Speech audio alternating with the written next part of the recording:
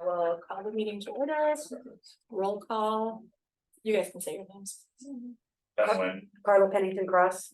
Martin Cronwell. Daniel Bailey is present. Andrew Franklin is excused. Is there? There's no flag. So. I know, I was trying to find one on my computer. For some reason, this is harder than I thought. I can just go with this. There we go. That works. You can stand if you'd like. Yeah. I pledge allegiance to the flag of the United States of America and to the republic for which it stands, one nation, under God, indivisible, with liberty and justice for all. Ben, would you do us the honors of reading our district equity non-negotiables, just the taglines, the catchphrases? We accept each other, we are responsible to each other, we teach each other, and we listen to each other, and we grow with each other. Thanks, Ben. And is there a motion to approve the agenda? So moved. Second. All in favor, voice vote? Aye. Aye.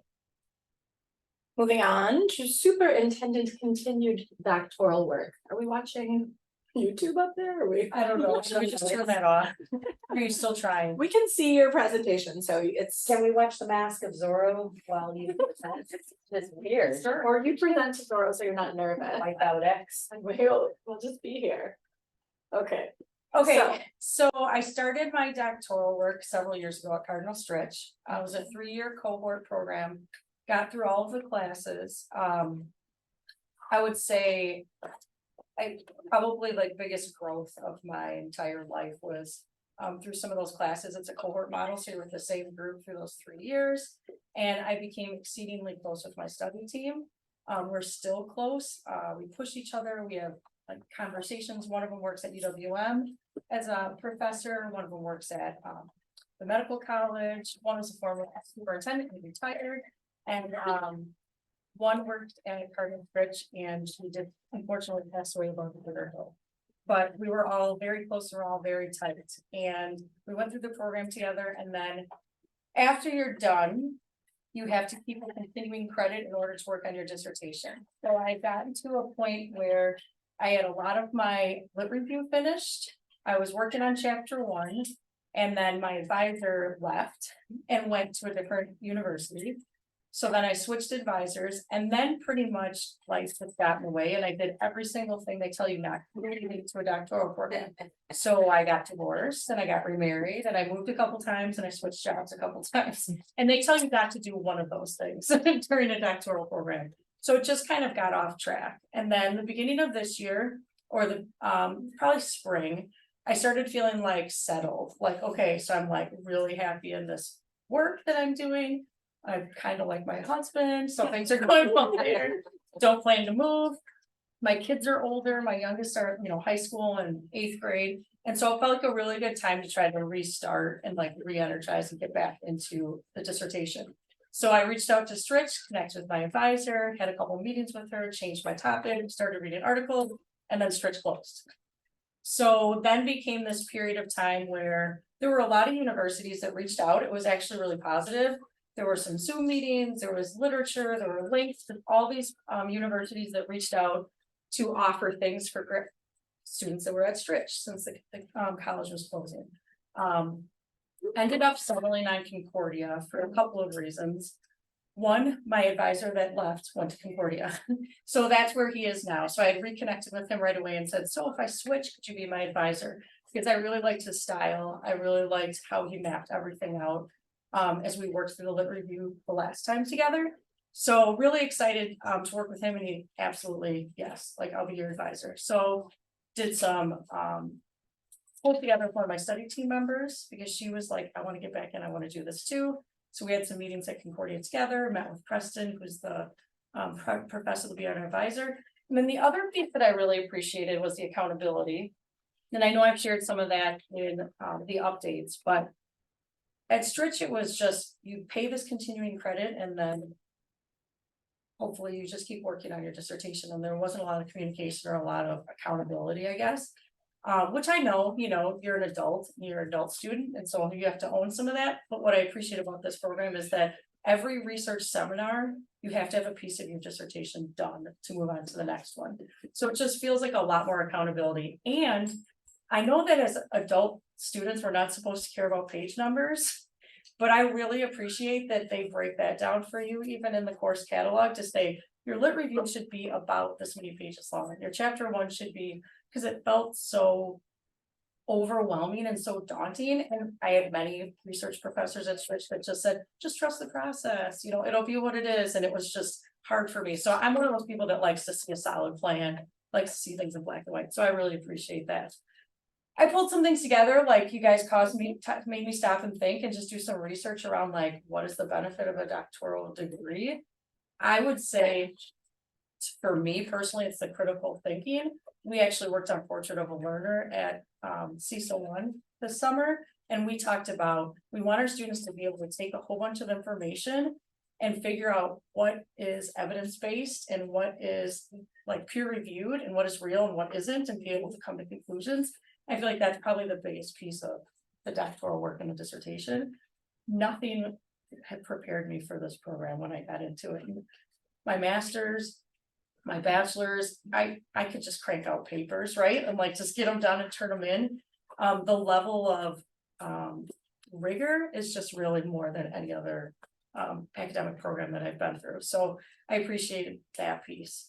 And then my topic I'm really excited about. So when I started several years ago, I was looking at students with IEPs, inclusive practices, and the impact that it was having on those students. And my thinking was that if the teacher's not buying and the teacher doesn't really believe in it, believe the kids should be in the classroom, then that's going to have an impact on student performance.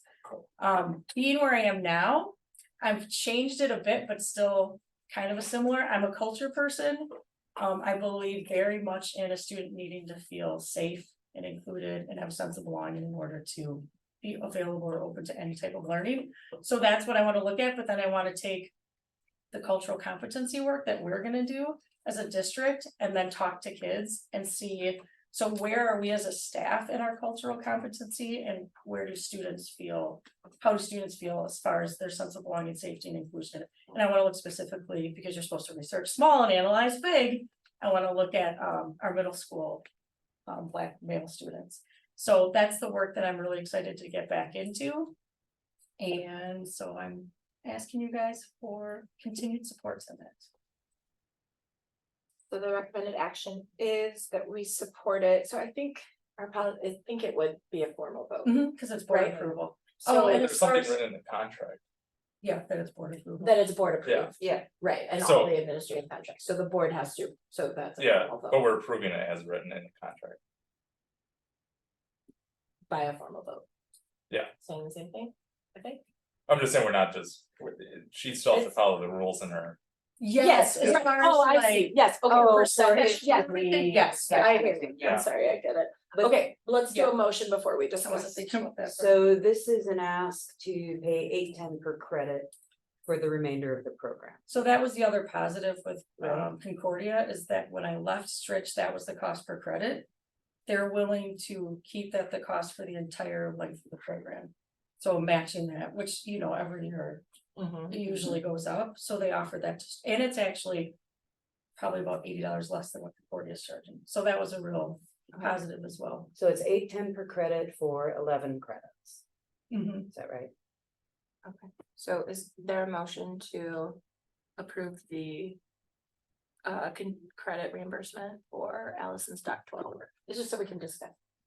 So moved. Second, okay, so is there any discussion? Does anybody have questions for Allison? Well, I have questions, but I don't know if it's relevant. Hmm. So it's fine. Okay. Well, I mean, your question, I mean, I'm sure you're gonna Oh, yeah. go that's the over it, beginning. but how is that measurable? Well, what I plan to do is the survey for adults and then interviews or focus groups for students. Like, that's not necessarily board related. No, it's a good question though, so maybe. I had the same question, what your Would be good. original research would look like, and it sounds like you would base it in Glen Hills. Mhm. And it So would I'd have to be survey coming based. back to the board for IRB approval. to But do it. really, I mean, you're doing more of a case study than research. No, well, mixed methods research, so there's the survey results that would be analyzed, and then there's the interviews that would Oh, be. with schools to do like research, the way I understand it, you need tens of schools. For it to So, be like a robust research, so I'm just kind of, what are they calling this question? And research what- question, yeah, I mean, for the purpose of dissertations, you usually do it at once. You can do a survey across lots of districts, but for interviews, they actually recommend you keep it relatively small. And then you do interviews like with a smaller cohort. Are your research partners also doing this? It's the Um, same question, or do they no. each have their own? They're doing their own. Christine's doing something on mindfulness. College students. That's, Yeah, Allison, are you gonna be doing this over, like, we would be doing these inquiries multiple times to see if there's consistency with regards to like. Are you doing it within the same year or over the course of multiple years? I know it's a 2.5-year project, but the data collection would be within 1 year, okay, but then as a superintendent, we would be tracking that over multiple years. I mean, that, like, so not only have the student survey, but we'd have other information we could use, so. I'm married to a PhD, so I And I supported him through that PhD, and I believe in the value. I believe that getting a PhD changes the way you think, the way you, the rigor that it gives to your way of processing information, so. I support. So, pursuing a PhD. And if that benefits our school district by, interacting with stuff that we're already doing around equity and gives you a more robust mindset around making it happen, I think that's fantastic. Yeah, I'm excited to see you share that out with your staff and other leadership too, as you go through that and learn. I think what would be neat is for students to know that you're doing Mhm. that too, because that's also a life lesson. That everyone's always learning, everyone's always growing, and they can be part of, when students participate in this kind of research, they're also.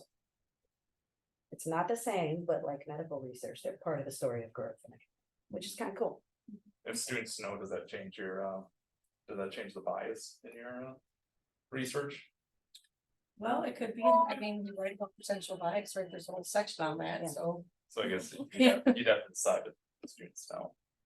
And I was just thinking you meant in general, right, that I'm doing this work and that I'm like bettering myself and going through this process. I don't know about like Maybe not the granular. the exams. Cause you're Right, right, that I'm exactly. asking them questions, yeah. But you would want to be somewhat transparent, right? Mhm. That it's part of a body of research would be the reason you're interviewing them. No one gets interviewed blind for work like this. Well, right? especially Right, and their without parent families would have consent. to. Yeah, you would need family consent. And then how do we, like in some districts, there's very clear and very specific, like my district, means of approaching research that are clear and rigid. Do we have those kinds of things in place as a district? I guess. I think so. No. Yeah. But that would be part of the IRB process, like we're Okay. bringing all that documentation to you guys for approval and then seeing what we have in policy and.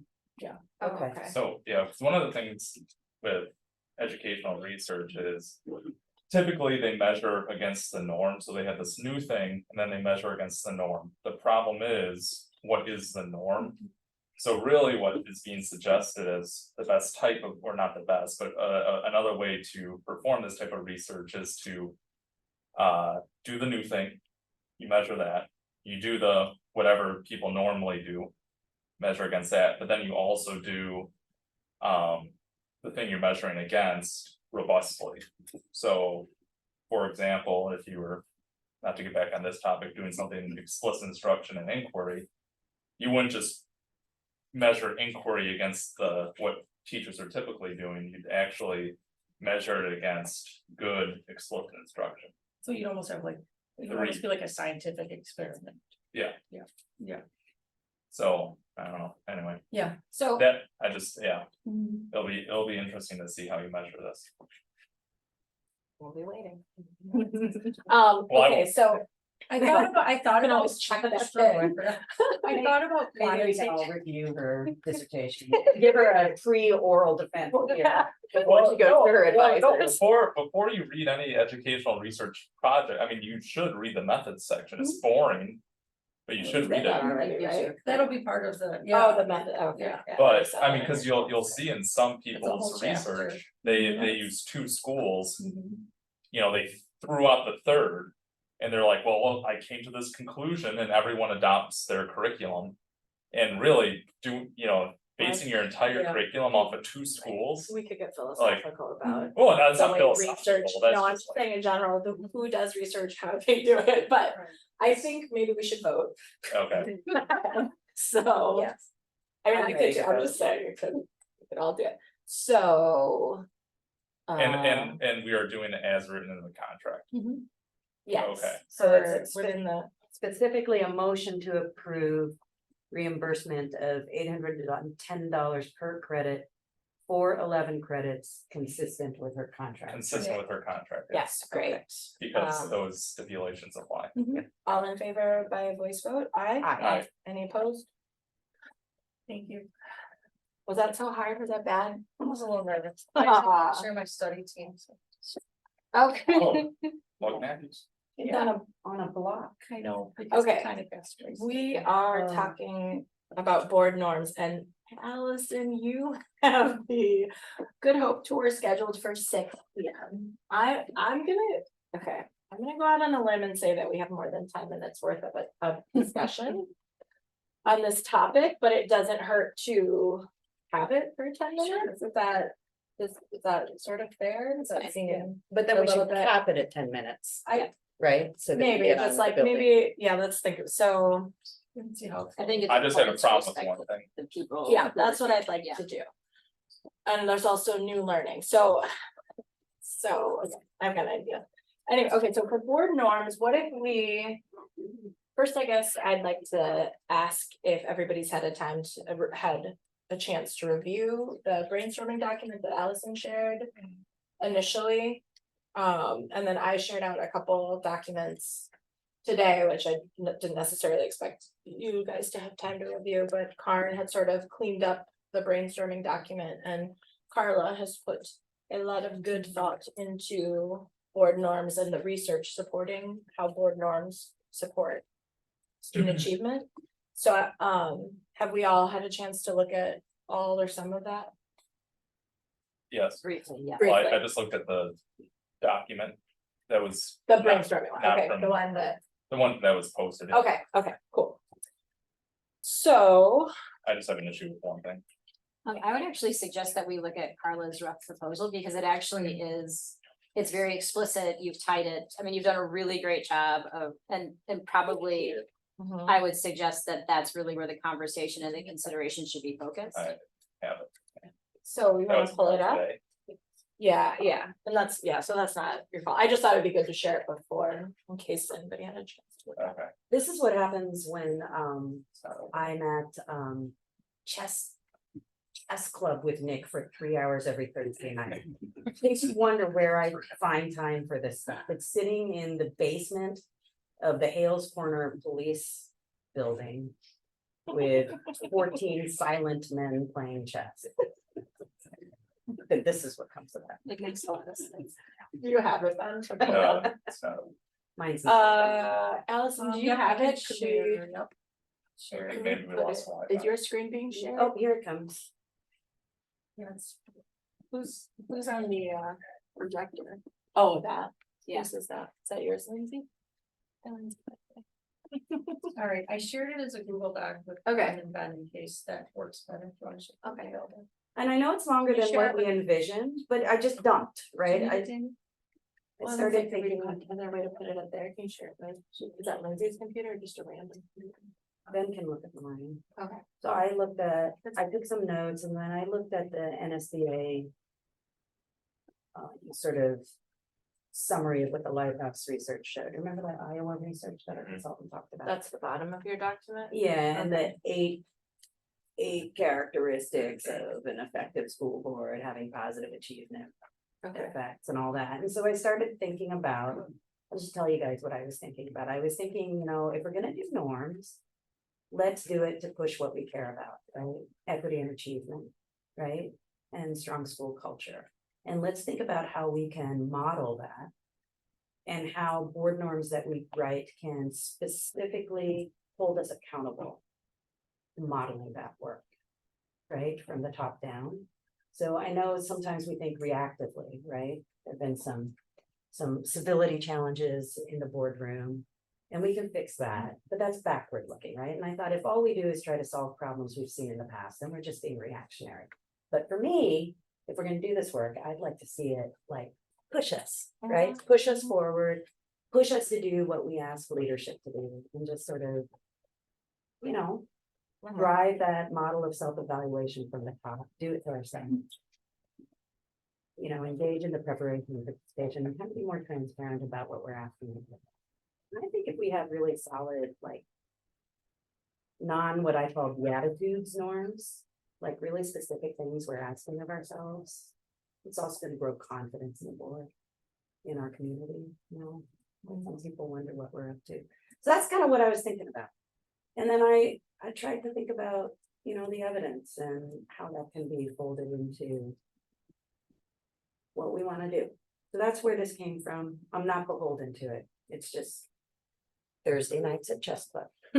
Right? I like it, so, It's long-winded, but Well, I like There the it idea of similar to our equity non-negotiables, having a overarching piece, which I think actually like you have like one word.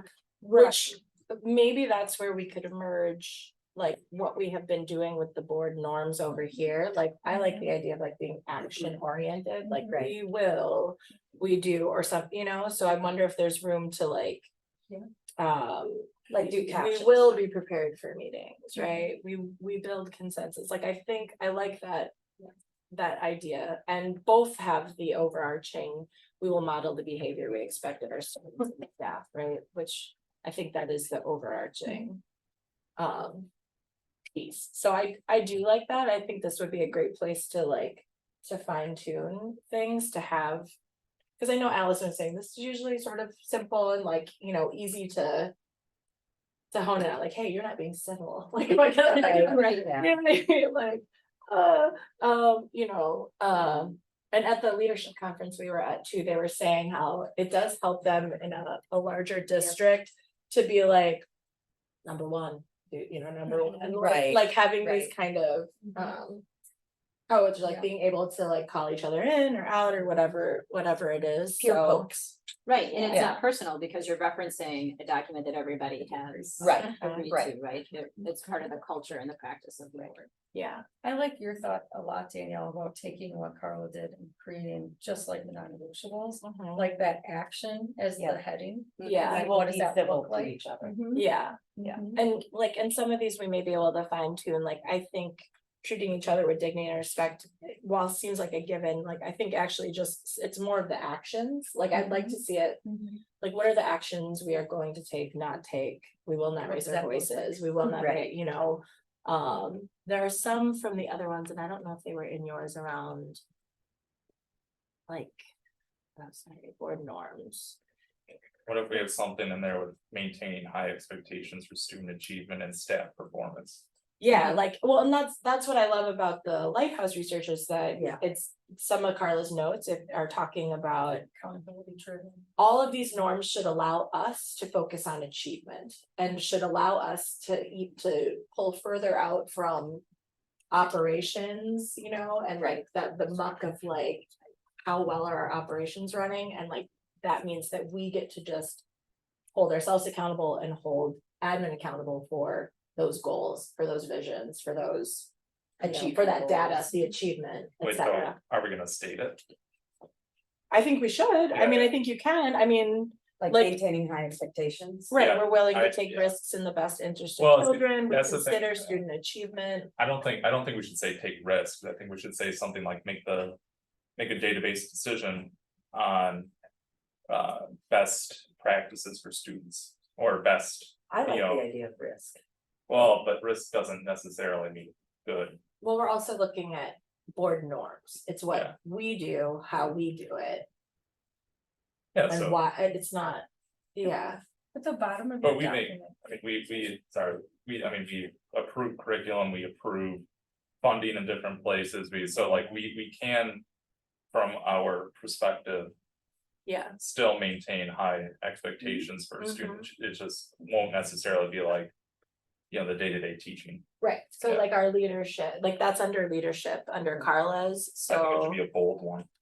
I was even Okay, looking I at mean, the there's, bottom. I there's think work this on is in Carla's notes, but like looking at number 1 on the bottom it. Mhm. and number 3, and I'm wondering if those kind of talk to what Ben was Mhm. talking about. Yeah, so here's what my suggestion would be, Oh, yeah, another one. maybe And then we, number 3 if Carla's too. okay with it, we use Carla's notes and thoughts as our, Achievement. as like a jumping off point, cause you do a good job of summarizing why we're doing this at the bottom based on the Mhm. research, and then you've put a lot of thought into those.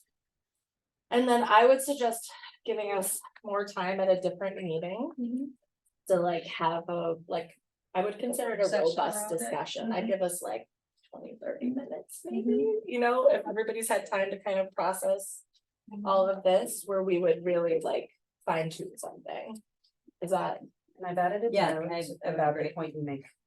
Yeah. Thank you. And I also just want to, from a timekeeping perspective, it's now 5:59. That's why I was wrapping. Did you see I that? did. And I'm sorry we didn't have the document up and you're all just listening to us talk and probably doesn't I'm make sorry. any sense. No, it's not. Oh, you're working. No, it's not your fault. It's not your fault. Lots of words on paper.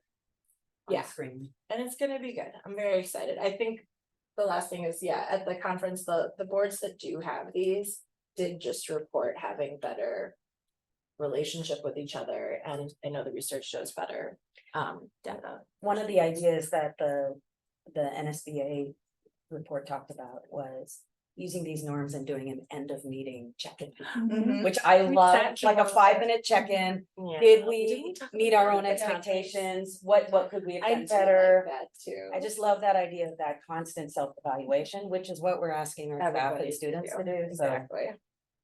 We get to hear ourselves talk. That aligns really well to our health. Right? It would be great to model that at the time. Yeah, taking feedback. We will, if everyone is okay with wrapping up that discussion. I would see if there is a motion to perhaps table the new learning, while the conference sharing for a different meeting. Second. All in favor, voice vote? Aye. Great, sorry, Carly. And look at us starting at. Put it on the next one. I'm okay. I'll create a presentation, 6:01. We are now ready for a Good Hope Facilities presentation and tour. Hello, strangers. Hi. Strangers. Yeah, I know, we're just gonna move some furniture. All over again. Line up like show Game contestants. show. Here we go. Yeah, like the list. All right. Aw, what's your appropriate. idea of a perfect night in? No worries. You got the big screen tonight. Would you rather? What's your idea of a perfect line? I'm just saying. Curve. Not always linear, right? Like they do. Okay. So I, Mike Hacker, our owner is representing Texas, so they get a emergency come up, please. Oh, okay. Well, how can we trust? We, you? I know, we'll have to muddle by. I'll take my glasses off. I pretend to be Mike without my glasses on and then put them back on. All right, you can- Take it over. Yeah, so thanks for having us. It's exciting to be here and at Good Hope. At the building that once was a school. As Lindsay brings up the presentation, I'll just kind of start running through. Yeah, and Nicole will just hold up. Nicole will hold it up. Actually, yeah, because she's got full slides. For Right. anyone that was here over our past presentations at Glen Hills and then last week at Parkway, you'll see a very consistent theme to the presentation, but I do know we have one new member, someone that I know runs a little business out of this building. So we have a agenda and here Nicole's gonna hold that up and we'll go through introductions, do a little process recap, like what are we doing here? And then talk about the facility condition assessment, as well as educational space adequacy, right? So this is a unique building. It's no longer a school and hasn't been for a number of decades. So who knows what the conversation will be there. We'll also go on a tour, and then throughout our other presentations, questions have kind of just flowed. I don't, maybe we can think of a couple and then interject with those, and we'll have a little bit more fluid presentation, or See where we go. yeah, we'll see where we go. Asking us to not ask questions. I'm not, Never. I'm not, right? I think this overall, this, oh. Just Let them all go. Oh, bro, I got it. flow and throw. Yeah. I'm stalling, right? Pretty- We also have we have future facility planning guidelines and principles. So we went over these with you board members at our process presentation in May. I think that was the 17th, right? We're focused on facilities for all. We're considering current and future educational needs. We're also looking at planning for flexibility and innovation, right? So facilities need to work for teaching and learning today, as well as decades into the future. And then ensuring that we're, yeah, there we go, that we're listening to community and staff input. So it's been a great journey going through that together. So our presentation is over here on the left. There you go. We'll do it surround sound. Oh, all right. There you go. Excellent, excellent. So you can leave that slide there. The whole planning team, there are members from PRA, from Findor. And then Mike Hacker is from Cadence Consulting. He's the owner's rep. That's kind of a glue that's sticking us all together and helping us with process. So we have pretty pictures of all of us on a slide that comes up. I'm Devin, this is Nicole, and then also Nicole from Findor. We've had previous facility tours and presentations, like I had already previously mentioned. And then that gets us into our facility planning process. Karen, would you mind going back just one slide and now 2 slides? You are. One more actually. So right there, yeah. There we go. Oh, that's perfect. I'll hand it over to Nick to talk about. Yeah, so you guys have all seen this slide now a few times, but for those of you in the audience who maybe haven't, this is and if you can see it from there, this is our kind of our framework for the process that we're engaged in right now to study all of the buildings in the district. And it's really a 5-part process, broken into kind of 2 phases. And the first phase is looking at steps 1 and 2, which are existing conditions, physical nuts and bolts of our buildings, and what needs to be tracked, what needs to be planned for, just from a maintenance standpoint. And the second piece is how do the buildings themselves work as tools for education, for serving the community. This building is a little bit different than the other ones. We'll talk a little bit about that as we go through. But basically, this first phase of work is trying to frame the questions that we will actually start to explore answers to, responses to, in the second phase when we go into steps 3, 4, and 5, which is starting to look at different options. So we've now kind of identified what our challenges are up front. Now, as we move forward from tonight on, we're going to start to look at what are some potential solutions or paths forward for the district and for the community. Okay, now I can go to the next one. So we're going to dive into that first step here at Good Hope, and we're going to talk about what some of the findings are in the existing conditions analysis. And again, it's a non-destructive test, so we didn't go through and start pulling bricks off the building or boring holes in the roof. Some are coming up. Some are coming off on their own. So give us a little peek inside, but yeah, right. We've walked every square foot of every building in the district and tried to map where some of these needs are. And as part of that process, working with Nicole and her team at Findor, actually start to put some priorities and some pricing to these things. So if nothing else changes in the district, there's at the very least a map of what needs to be addressed in these existing buildings. Want to just take this one down? Yeah, sure. Right. So everybody knows where we're at. We're at Good Hope School off Good Hope Road. Site size here, it's just under 16 acres, but notably it's 2 parcels actually. Yeah. So it's 2 parcels divided right down the middle, basically. So the driveway is on the east parcel, and then the athletic fields, majority of the athletic fields and everything under undeveloped area, tennis courts, whatnot, are on the west side. The building was constructed in 58 with an addition soon after in 65. This is the smallest building in the district at just under 55,000 square feet. And then currently there are no school district functions that occur within the footprint of this building, and that's notable. And something that no district function has happened within here in a permanent capacity within the last 2 decades either. So also notable. The main tenant we have here with us, and the room that we're sitting in is Glendale Heights Childcare, provides a great service to the community and surrounding communities. Also the Bader Hillel High School, Bella Beauty's dance studio, and also the 4 Aces Bridge Club. So we're going to do a tour later, and we'll be able to go through some of those spaces, and we'll see how the building's being used today.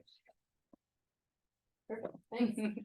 So this is back to the color-coded rainbow charts that we've seen a couple times. This is really how we try to rank buildings when we're looking at the physical condition and spaces.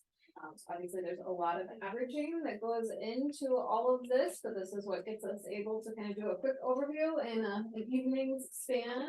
And there's a very long detailed report that goes along with these averages. So on the left side, we're seeing the condition categories. So from good green up top, all the way down to 4 red at the bottom, and the yellow, orange, and red directly correlate with 3 categories in our maintenance list that we'll talk about later. So that's kind of the time frame that those would want to be addressed in. On the right, we have the different categories that we are ranking in. And the details that go into each of those, the top 3 are true maintenance categories, site exterior and interior. There's a number of subcategories that go into those, and then the bottom 2 on the right are accessibility and safety and security. And those are recommendations based off of national best practices as well as a variety of other practices and standards out there. Okay. So this is our chart for the ranking for Good Hope. So on the left side, again, we're seeing those maintenance categories. And those are, again, kind of a big overall average. There's a very, very long spreadsheet that goes along with this, not because there's a lot of items, but because we want as much detail as possible to give to Nicole and her team to price, with all of their historic data as closely and detailed as possible. So site here, we've got a condition of fair, as we discussed, pretty good size site. We'll talk about some of the pavement in a little bit, which is the big kind of category of need here. Exterior, we're ranking fair to poor. So pretty big variety there. We've got a good amount. So I think by the time we walked, we were still waiting for one last roof replacement, which we should be everything now. So one, okay. So Almost. we're almost fully re-roofed, so great on that front. We have some damage and kind of material issues along the perimeter of the building itself. Interior fair to poor, that's going to be largely related to the age of the finishes as you walk around the building. Other than kind of Glendale Heights having similar flooring, everything is pretty original to when it was built. And then systems, good fair, and we'll talk about a good variety of that. I now regret having the text with the asterisk so small, so now I'm a little far away. But I believe it said something like that. This is reflective of use. Category does not include additional improvements that would be recommended and or required if Good Hope building would return to business school usage. Yeah. So our systems, you'll see that on accessibility and safety and security. Our facility study is ranking this building as its current use, not as a speculative school use. There would be additional code requirements, system recommendations that would come up if this were to return to a school, and we'll talk a little bit more about that as well. Can I just have a point of question? So I actually worked here as a school district employee when my child was here. So there were district functions occurring. It was a North Shore district, but it was a collaborative early childhood program. Okay.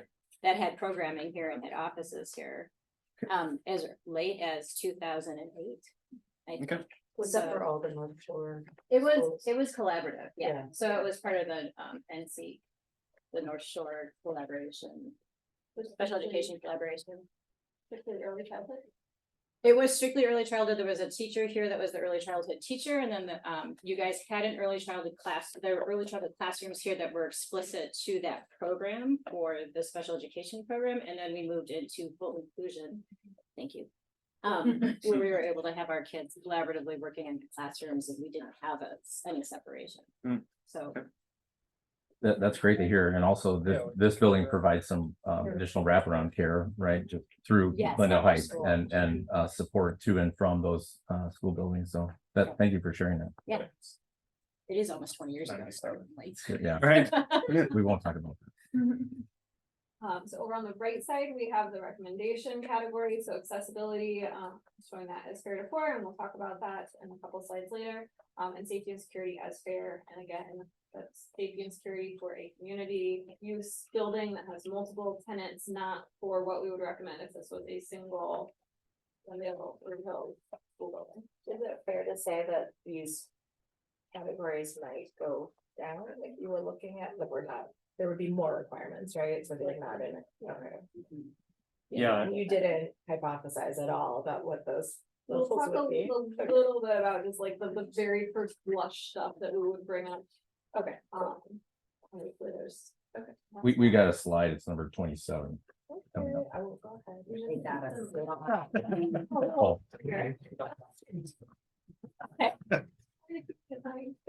Thank you. So this is our site usage diagram, really not as key here as with the other school buildings that we talked about. But we have kind of our drop off pickup loop, our staff parking. We do have some concerns here with traffic crossing, a little more manageable, and then play spaces to the south and to the east. What's the concrete next to the By the tennis court? tennis courts. It's not. It's like a blob of broken concrete. So I've been told that that is an area that used to be flooded for an ice rink. for Oh, students. Many years ago. Yeah. It's just a junky piece of concrete. Well, I Asphalt. think the like Boy Scouts will meet there for like, just to meet or I think when they're like selling stuff. I don't know, I've seen the cars there. I think people park there for football games. Yeah, the junior nights, right, they use that shed and. You know, there's Oh, okay. baseball games there Mhm. too. In fact, they just recently fixed the shed because there was a giant hole in the roof a few years ago. Oh, there must be a road. Yeah. Right. Yeah, under the trees. I think though, important to note is if you see the white dashed line on that, Yeah. parcel 1 on the left and parcel 2 on the right, or the east and west, right? And then there is an old connection to the neighborhood that Yeah. was used during when it was an elementary school that's off the south side, there, not identified. We own It's both there. parcels. Yes, we Yeah. are. And they're a single address actually, likely because there's only one drive off the street. But they are still two distinct parcels for commercial. Interesting. Yeah, little quirk. So in that site category, the pieces that we were talking about, really the biggest thing here is the pavement. So we've got pavement in poor condition in several areas and all should be planned for replacement within a reasonable cycle. And then like we've talked about at other buildings, you know, additional signage would help clarify. There's a couple of site safety and security items, but those will be on the safety and security slide. So the exterior, we've got most windows are older, single pane, it's really similar to all the other schools that we talked about, not quite as bad as Glen Hills, where we've got some squishy wood on the windows. And replacement parts are really no longer available. And then exterior envelope damage from water salts impact wear. So we've got some falling brick, we have some rock will go around the backside of the gym that's kind of falling off the wall, and some soffit damage. Does anything pose immediate hazard to the children who are here regularly? It's Well, it's more of a. And then on the interior, so biggest things here are classroom cabinets throughout the building are original, so they've seen a lot of kids wear and use over the years. And I'm starting to definitely show that wear. Ceiling tiles throughout the building, some will show water damage, because of the re-roofing. We're assuming that's kind of all older and those tiles just need to be swapped out. Some wall tile damage and the corridors, again, you know, wall tile's pretty hardy, but it will, after 50+ years, start to chip on the corners, and then we've got a gym floor that's in pretty poor condition. As far as the systems highlights, we have a lot of really good maintenance done by Kevin and Mike, so that's awesome. We had a few things that we identified, some exhaust fans, air handling units, some minor stuff. Older pneumatics in the system that we would want to upgrade the controls associated with some of that. And then there's some limited mechanical equipment that's past or nearing its expected life, service life. But there's no issues on some of it, and some of it's being underutilized, so it would be as needed. We do have a lot of good things in here, the new boiler and stuff like that, so that was a bunch of stuff that we saw within this facility, so a lot of things fell into that level 4 category that is not required here. The one other thing to note is the building is not air conditioned, which shortens life material lifespans. There are some window units in certain areas with some of the tenants. So that is in there. So moving on to kind of the recommendations side of the report, accessibility, the kind of high level stuff here. We do have some bathrooms and then some classroom entrances throughout the building that are technically inaccessible by ADA. So mostly gonna be door pull clearances, like we talked about a lot. It's a mix of bathrooms here, so again, not as concerning as other buildings. One of the things we'll talk about with kind of that school, using it as a school slide when we get to it. Kind of throughout the daycare, we've got a lot of those really small toilet rooms, specifically for little kiddos, which is allowable in a daycare setting, but not in a school setting. So those would all, you know, that's not necessarily included here, but those would all have to be accessible if this were a school. So our favorite door hardware that we've talked about quite a bit, where knobs pretty much throughout the building. So levers would be required by ADA. And then we have a couple of different doors that have steps right outside of them, which is not allowable by accessibility or by code. Those are kind of our big high level ones. And then safety and security, we've got a couple places where egress hardware is either missing or blocked. So you're not able to necessarily immediately exit a door out of group space, as well as a couple doors, and just two that are signed as exits that are not exits. And then the main entrance area, so we don't have really any vehicular separation from the drive lane up to the walkway and then the building beyond. So getting into the budgeting and talking about the current market, obviously we've taken some of this stuff into account, market volatility, supply issues, labor shortages, all of that stuff was taken into account with the budget, but that's what we know. The budget summary is based on conceptual scope. Next slide. It is consistent with similar projects that we're working on schools, despite it's inclusive of inflation, acknowledging when it is shown to be required within the next 10 years, and assumes bidding and stuff starting in 2025, if that's where this stuff goes, with how it's priced. The numbers are comprehensive of total project costs, materials installation, management fees, bond contingencies, everything, so all those soft costs. Budget summary is not final construction estimates based on any defined scope of works, detailed estimates, inclusive of any hazardous material abatement or operational costs. So the number you see, it's not a bill or anything either. Do we have a measure of hazardous material?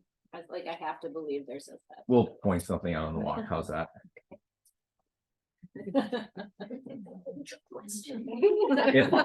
I guess the answer is yes. Yeah.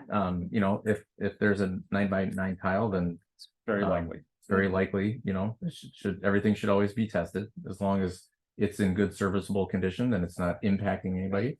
I know a number of years ago, there were areas of the building that were abated. So you could expect that in other areas that weren't touched at that time. It's the size of the tile that implies. No, It's necessarily, but almost It's indicative of when it was installed and I what see. materials were used. So 9x9 They is a changed the particular size. size in an era when Yeah. asbestos was in use. And- Yes. floor and ceiling, actually. Yeah. Yeah. and It's a like telltale sign. glues and yeah. Got it. And we can obviously only comment on what we can see, as well as if you had like an EMC report, it would only necessarily test on what you could get to. A lot of times we get walls, pipe insulation, Fittings. or Sealants, yeah, mastics. mastics are always. Yeah. So with all this information, we've got to prioritize maintenance listing price. Again, it goes to those levels. Poor is showing addressed in the next 2 years, fair to poor within 3 to 5 years, fair 6 to 10 years. And then any of the recommendations are pushed off, or I'm sorry, are separated as far as what we have at the building recommendations. So again, this is kind of coming off of that very large Excel sheet that went over to Nicole's team that will be in the full PDF report. So, yeah, I was gonna say at this building, we have level 1 at 337,000, level 2, 2.7 million, level 3 at 3.5 million. And total maintenance, or in the building recommendations, the best practice security at 3 million. Again, this is not inclusive of any additional improvements that would be recommended, required if this became a district school usage again. And then fun little charts. So very little, that's level 1 here. Again, mostly because we're saying, you know, everything's gonna kind of stay its current use in the scenario of what we're looking at. But I think most of the things that we're level one, we're kind of catching up those exterior issues that we touched on, and we'll look at level 2, level 3 kind of step up across that, and then recommendations. This is a pretty large chunk of that as well, and as we've talked about in the past, it's because a lot of those accessibility changes, especially with bathrooms, require pretty thorough gut renovations, so bathrooms are usually a pain point when it comes to this costing exercise. Yes. This is how it breaks down kind of by sections. Over on the left, you're seeing everything together. So largest piece of the puzzle there would be interiors, pretty closely behind by civil. So interiors, that's mostly because we're calling for, you know, lower level flooring, ceiling, and then the casework, and that's gonna be in pretty much every space. Those would be more of kind of a routine thing, not urgent. Exterior, after that, accessibility, and then it keeps going down past that. And then on the right side, you're seeing the additional breakdown separated out into maintenance in the green and recommendations in the blue. So largest part of maintenance would be interior, largest part of recommendations would be accessibility. Pretty small piece of the wedge as safety and security on both of those. Again, it's not calculated out, but I think we could all kind of assume that were we to calculate out what it would take to make this a functioning school, that safety and security wedge would go significantly larger. So this is the mysterious slide at the end. Slide 27. All the questions, all of them. Right. This all the answers. is a really, really high level preliminary comments. Yeah, the first one is kind of worst case scenario to some extent of if a code official were to say, okay, this has not been used as an educational occupancy for the past, since I went to kindergarten. Then because it's being operated now as likely business and institutional occupancies, there is a clause in the code that requires that everything be brought up completely to 2023 codes in its entirety, which would be extensive. So that's just kind of out there as a statement without pursuing anything further. We don't know if that would be the case, but that is a thing that could be a reality. So additional toilets and casework would need to meet ADA for sure, if this were to go back to school usage. New classroom door hardware everywhere, so we do have some levers in some areas, but they're not lockable from the inside for kind of intruder expectations, and then some additional systems recommendations. I'm not commenting on that particularly just based on use. So there were a handful of things like the air handling unit in the gym, stuff that's being underutilized and doesn't require replacement, but if we were to start using some of those things, we definitely would need to replace that. So there were a handful of items like that that didn't hit the priority just because it's not being used. We wouldn't want to say, hey, you should replace this just because it's bad if you're not using it and wasting the money. But if you were to change the function, it would. I would also just comment that, right, the glass that connects us to the corridor makes this room feel larger than it does, not just the exterior, but the interior windows. That's something that would all have to be either rated glass or you're installing fire suppression sprinklers within the building. And then we've had both of our firms have had experience with North Shore Fire, who is the authority having jurisdiction, so we understand their process and protocols. They are very clear and aware of the entire code book, and we appreciate the pointing to black and white of what's written. That's what it says. And so, yes, just there'd be quite a bit of work to be done. Yeah. Right. Okay. Does that make sense though? I mean, that's kind of an oddity at this building that we may have to revisit as we explore further, but. What I'm hearing, could be wrong, is if we were to turn this back to school, it might be a gut job. Raise it. It's quite possible. Yeah, that's what I'm hearing. Yeah, and Even if you kept the exterior like shape, it might be a gut job if you were gonna take it back to school usage. we're pretty darn close. Yeah, right. And it's it could seem illogical, right? It was a school, it's still the same building, why can't it just be a school again? But like Devin said, it's one of those code things, right? And the code is intending to make our buildings safer, and the things that were grandfathered, like the other two buildings that are grandfathered, that grandfathering effectively went away when the use changed. So we're in a different situation at this facility. Would recreational, like the Nicolay Recreation Program, use this for quite a while, had certain programs within it for a while, would that, it's not our district, but it's a district in the area, would that count as educational use?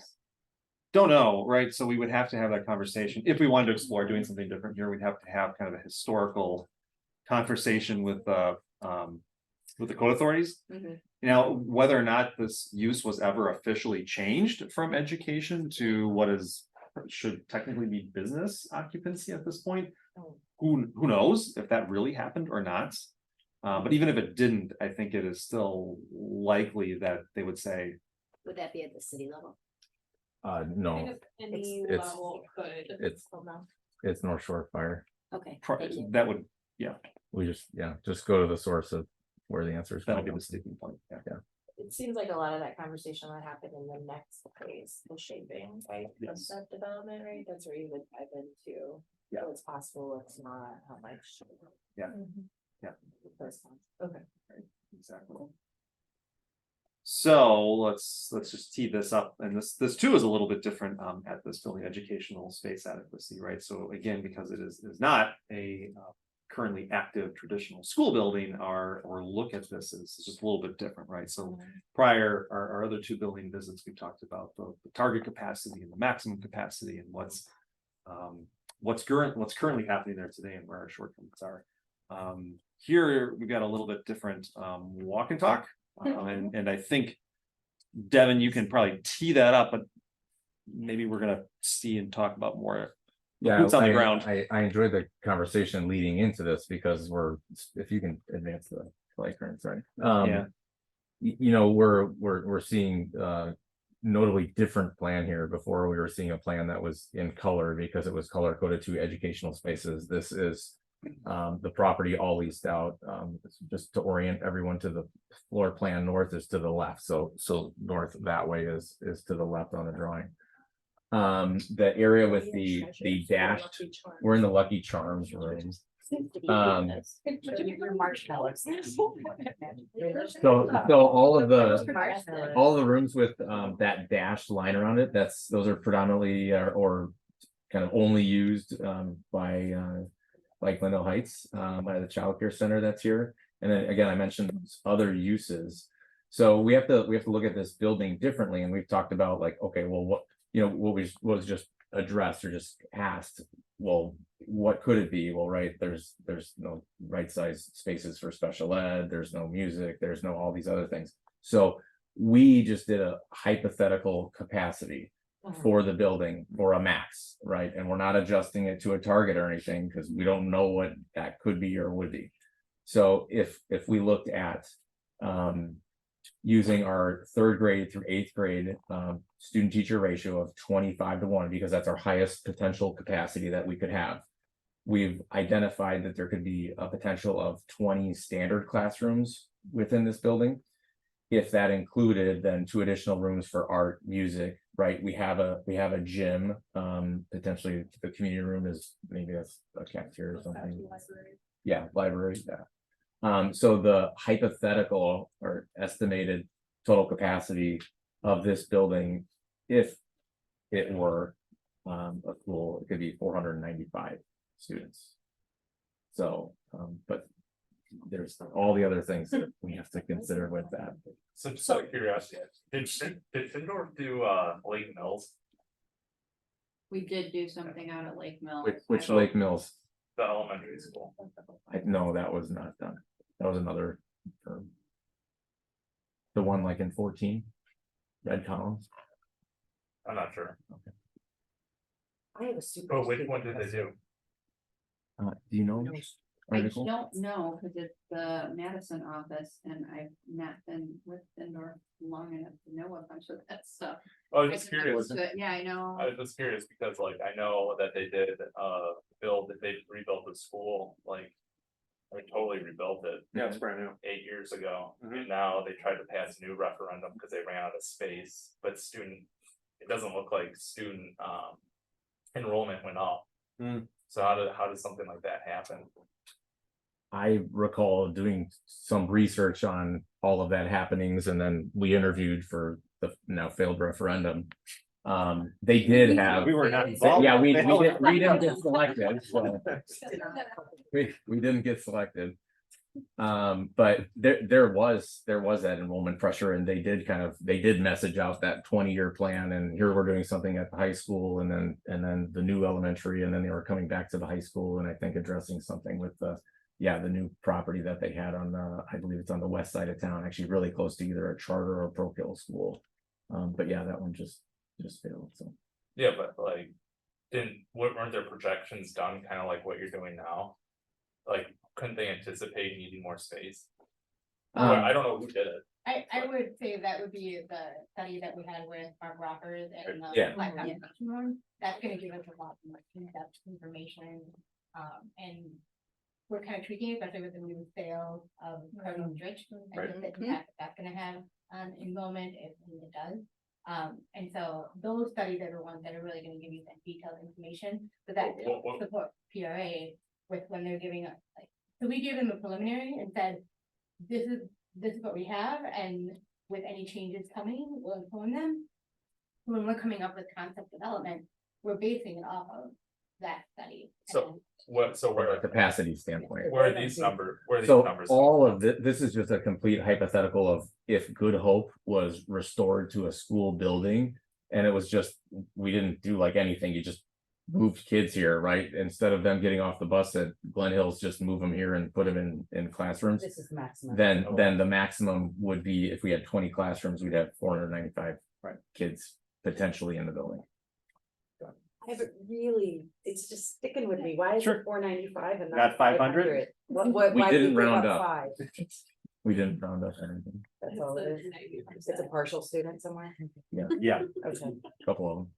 all right. but okay, so this is a good point though, right? So 495, what does that mean? Does that mean you can't have 496 students in the building? No, of course not, right? So you find room We for, probably should have just done a little squiggly line and 500. Yeah, right, and you know, if we haven't talked about it previously, these numbers, the capacity numbers, they're never absolutes, right? So you could tweak a variable like how many kids do you want by either guideline or policy in a classroom, and that would effectively change the capacity of the building.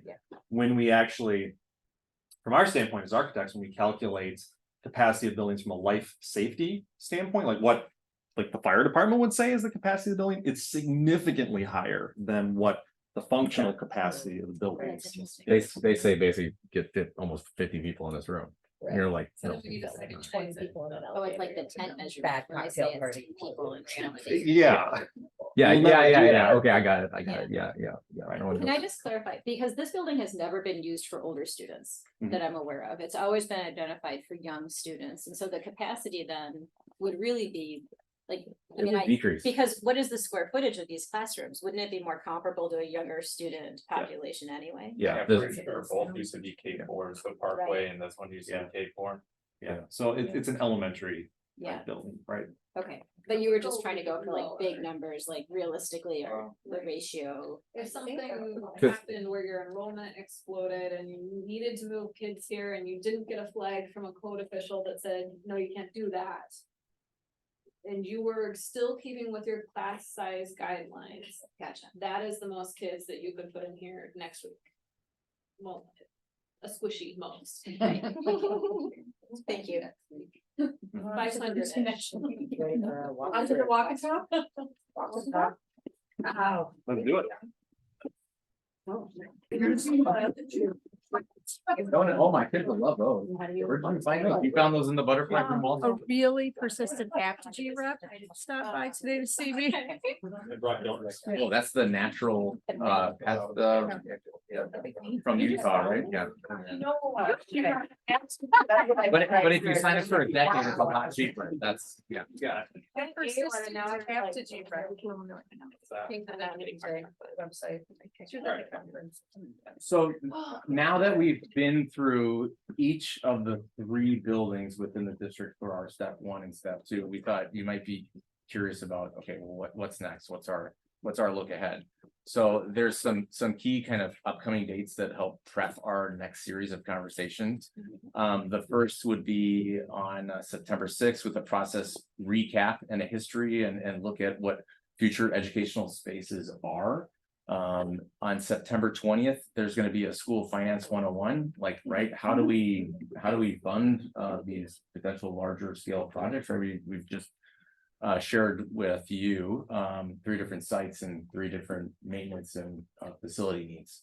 So I would just add to that, Devin. Yeah, please. That didn't track that. So Please. Baird is just coming in to talk about, not necessarily specifically the referendum, but just overall, like, major projects and just different options that the district has for funding. So it's not diving into like the nitty gritty of how do we pay for all of this, but really just starting to get that initial conversation of what are some long-term things that we need to do budgeting wise, and how do we make all of this happen? So it's just a nice overview for it that Baird does. for Is us, it so. contextualized by like our district, or is it more Yep. general? No, Okay, we- so it's we're gonna good. look at like We're what good. we have, okay. Great, yeah, Beard does a really nice job with that too. Oh, Yeah. cool. Right, makes it legible for everybody, right? Finance is a big Yeah. topic, so.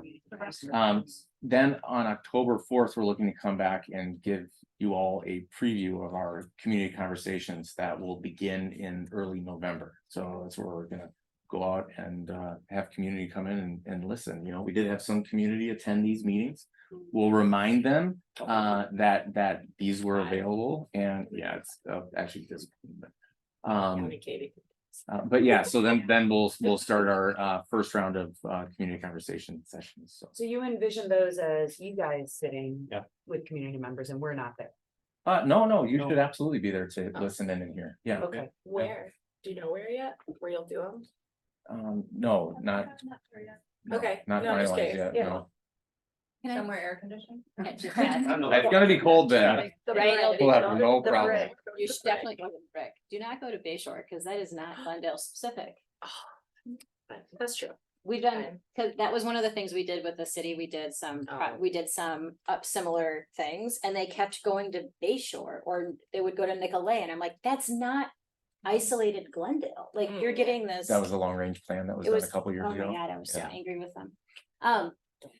Don't do that. Is there any experience with fatigue? Like, we've had a lot of, like, just the amount of construction that's in the area. I just am a little concerned at the timing of the conversation, not just with the high school referendum, but also with just general fatigue of, oh my God, there's so much happening everywhere all the time.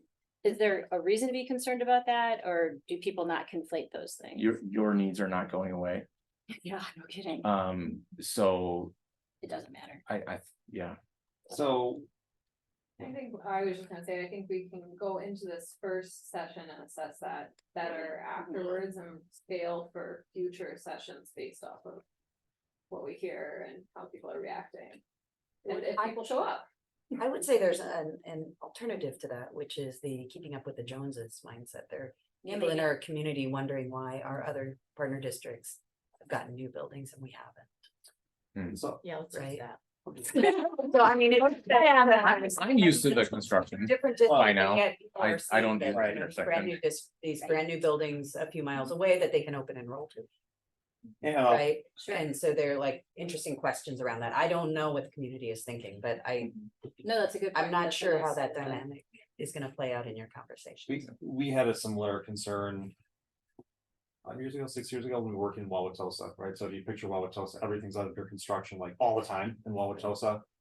And when we engaged the community in these conversations, we found it was really important to make sure that we were putting the school needs in the larger context, right? And making sure when we're communicating that it's not an all or nothing conversation, right? So we need to understand what our priorities are. It's not likely that everything will be fixed all at one time, and that this is laying a long-term roadmap to reposition these facilities in the district. And it's just one example in our kind of region, but if you do it correctly, I hope people will understand the need, and yeah, there's a lot going on, but. Are you gonna come into those conversations with like, this is what we need to change? Or this is what we need to fix, and this is the amount it's gonna cost, and let's talk about that? Or is it gonna be really high level? We have to further refine that with the leadership team, and then we'll come in and we'll show you guys the preview of that, so you agree with the approach and what we're sharing. Cause I mean, to me, it would make sense that you come in with like, hey, this is the plan, this is our need, this is what we're gonna do with Parkway, this is what we're gonna do with Good Hope, this is what we're gonna do with Glen Hills based on the needs of the school district. Yeah. And here is a start date and here's an end date, and this is the amount of money we'll need to raise. Yeah. Is that something you guys do? It's absolutely been an option, if it's the right option for this community. or not. Because it would make more sense to talk about something tangible rather than Sure. something that's kind of nebulous. We are absolutely going to be sharing, our step 1 and step 2. We need to get the community on board and understanding where the current state of everything is, and then we will have a departure from that with them. Cause like one of the things is you're showing us a lot of these things where it's like, okay, this is good, but what's the plan to actually fix these things? So I don't, so, That's just not where we're at, though, With- right? In the- yeah. Yeah, that's what We're not there yet. but yeah, but I mean, November's coming up, so, pretty quick here. Yeah. Well, We're- that's so the follow-up question then would be, are those what part of the steps are the community conversations falling under? Shaping the survey, is that? Along or- the bottom, oh, so stakeholder. All of it, okay, wow. So you brought up the process presentation from May, right? That's Just the facility planning process. Yeah. okay, gotcha. So maybe Ben, to address your comment, Yeah. yes, we have done that with communities. Where we actually will come to straight out and say, this is working collaboratively with district leadership of the board, this is the vision for Yeah. what definitively, this is what the vision is for these buildings. And that's worked, that approach has worked. What has more often though been done is we actually do start a little bit more nebulous, and we actually do try to engage the community on things that we've started talking about, right? Like, what do different learning models look like? Are they right or not for the community? Do we want 3 buildings or 2 buildings? Do we want to talk about grade level configuration? And more often than not, and these are the conversations that we're going to be having next with the leadership team on what is the right way to approach the community. More often than not, I will say it's building up and actually hearing from the community and letting those voices start to influence what those solutions are, rather than just coming out with, this is the answer. Yeah, but don't you think experts should at least come prepared with some suggestions? We will. We will. We'll be Okay, prepared. We will. like, and show those suggestions Yeah. to people. So oftentimes, what this will start to look like is there'll be a series of options, right? Everything from, let's just fix the maintenance. We got our maintenance list and we're happy with the buildings we have and we're gonna keep on going and this is what we have to plan for. All the way to, on the other extreme, like, we're gonna start taking buildings down and starting over, right? And usually the right answer is somewhere in between. I have a different reaction. If I was a community member and I came in and that's what I got, I would say, why are you even bothering to talk to us? Right. You've already made your decisions. Why am I even here? So I think I would I- prefer like that, like if I were a homeowner and I met with an architect, which I've done, I would wanna like conceptualize what I want, where I want things, how I'm thinking, and then that feedback loop informs the whole process, right, before you get to a final I think it would, plan. in my opinion, I think it would be good to come with a few options, Mhm. kind of lump them together. Mhm. You're talking about, the siding, Mhm. needed to be, fixed, the roof, all of that. And kind of combining them and then putting a price tag on that, Mhm. because, again, if you're going in with just like, hey, these are some ideas and we're not really sure how much, all of this will cost, and what are your ideas? I mean, Well, it's a lot easier for people to think about what you're suggesting by giving them some ideas. Cause someone may not even think that, oh yeah, there's rotting wood, or that someone might not think like, oh yeah, really what a school should focus on is, capacity, and we don't really need sliding doors or Mhm. things like that.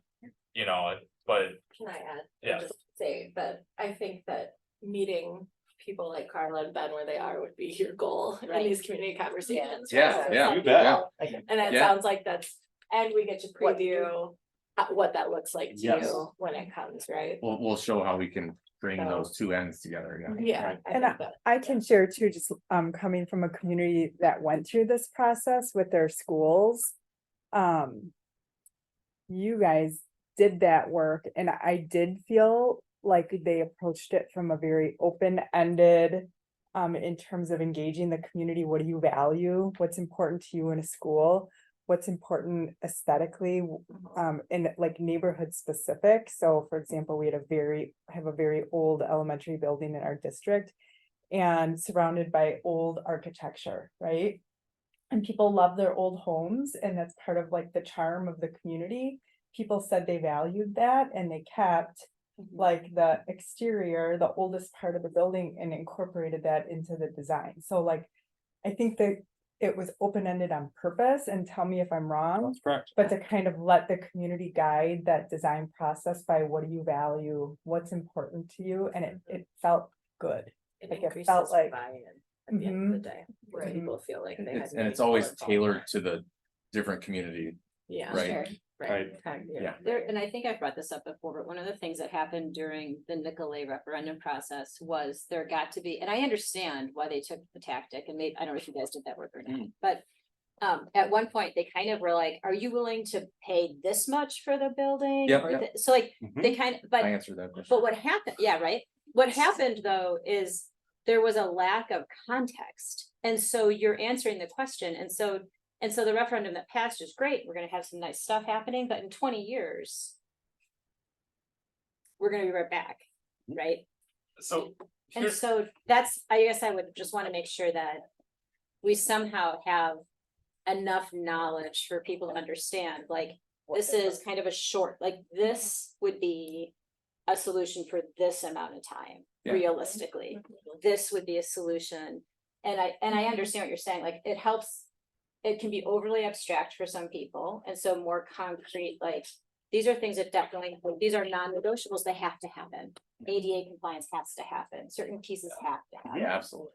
Well, So- the way the Nicolay one was done, it was like, well, you pay this much, or this much. Right, Probably unsurprisingly, the middle one is what people picked, correct. and then that's what they ran the referendum at. They're like, this is what people want, but it was just a survey that got sent in the mail. It Yep. had really low response rates. Yep.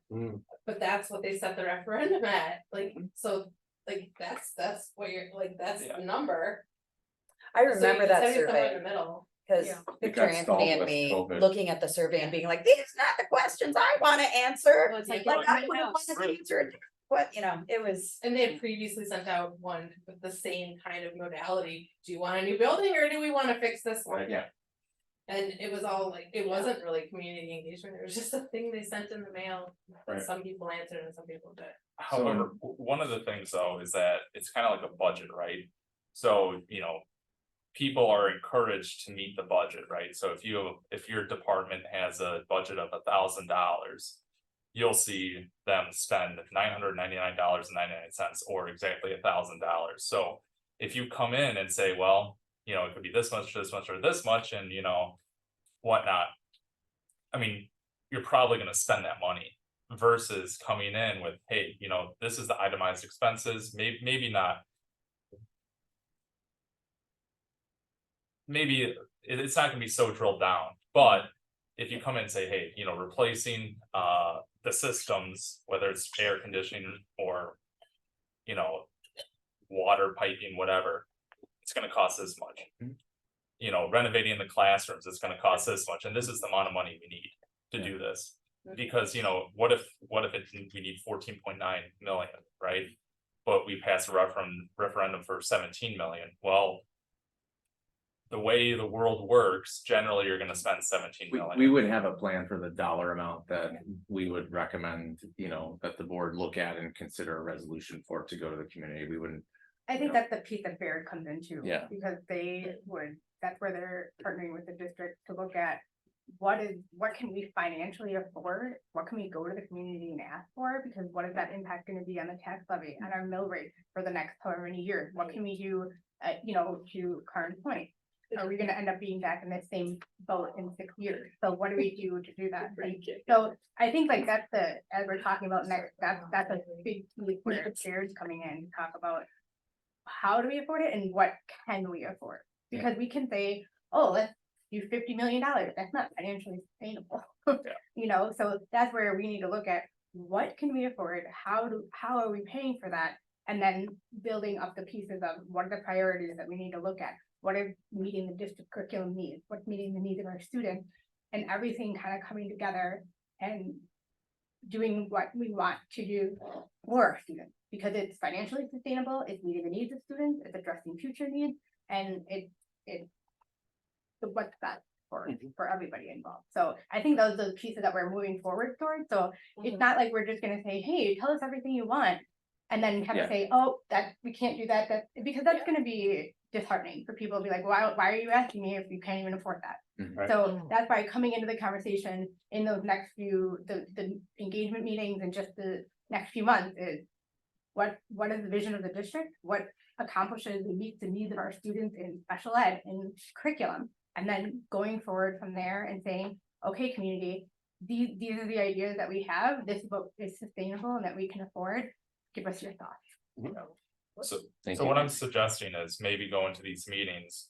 And again, you guys will decide what to do, but my suggestion would be to go into these meetings with those different.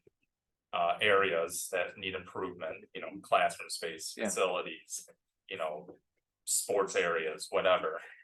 Kind of have a range of, hey, this is about how much it's gonna cost, low side is this much, high side is this much. And that might give people more of a foundation to have ideas off of. Appreciate the input. I think what Lindsay said is great, and I'm looking forward to the October 4th preview. Thank you for your time tonight. you guys. Yeah, thank you. Can I ask one last question? Yes. Yeah, so it's really just a thought, as I think about participation, like, and getting people to show up. I'm curious what you guys are planning to do. We do have school events coming up, and I don't know what your availability is, but right at the beginning of the school year, there are events like fun runs and stuff. It might be an opportunity for you to be present with a table, say, or, widgets that you can hand out just to make your faces and names known. And to start inviting people to think about, I don't. we started having. Have you started talking about that? Great. I just want to make sure that's on the Things radar. like video tours and ways that we can at least get stuff posted on the website, since there wasn't a lot of attendance, so just I think. trying to get information. I think just physically meeting you can take away the intimidation factor. If you were to run in our fun run. On September 8th. I'm on the foundation, that's why it's on my mind. I'm putting together the glow run part, but seriously, like having a table there, being present as volunteers or community members goes a long way to making people feel more comfortable about showing up for events to talk to you and less intimidated, because y'all are intimidating a lot. Look at you. I think that's what we found out this last year of doing the equity committee work, is like we need to go to where the people are. You can invite them, but like everybody has busy lives and jobs and families, and it is very hard for people to, There's like a fall fest. I mean, there are a number of there are a events lot of where you could be if you can be. or we could like, I think ways we could be ambassadors too for it and connect them to. Like whether it's even what it is you're planning to do, or the conversations or things, so just all of that could work. Probably tells us that future dates are even more important. Set those, and get signage out. I'm thinking about, you sent out dates already for, strategic planning, so how are those gonna align, and are we? So I have a meeting with our owners rep, strategic planner, to talk about how to align all these things. Nice. Okay. Yeah, that's really important. Very cool. Also, as we start to develop more and more of this content and our communications pieces, populating that website and having the central repository and that go-to place, whether it's an in-person touch or through social media, or having a table at school events, whatever the case may be, just continuously reinforcing, where the information is, being completely transparent Yeah. I mean, ultimately, the goal is if there is a referendum in the future, you want every voter, regardless of how they're gonna vote, you want every voter to be informed, so they know what they're voting on. We're gonna have to canvas one way or the other. Can you have informational tables at voting sites? No. When you're not talking about a referendum, like if you're just doing educational information? I don't think so. Probably. No, probably brown. I'm gonna move my tables up here. 500 feet away or whatever, right? Oh my God, it's like. I don't have a gavel. If do I have a motion to adjourn? So You are all beautiful. Is there a motion? So moved. Second. All in favor, voice vote? Aye. Thank you. Yeah, thank you guys. Thank you. Thank you. All right. Did it, you ran the. Yeah.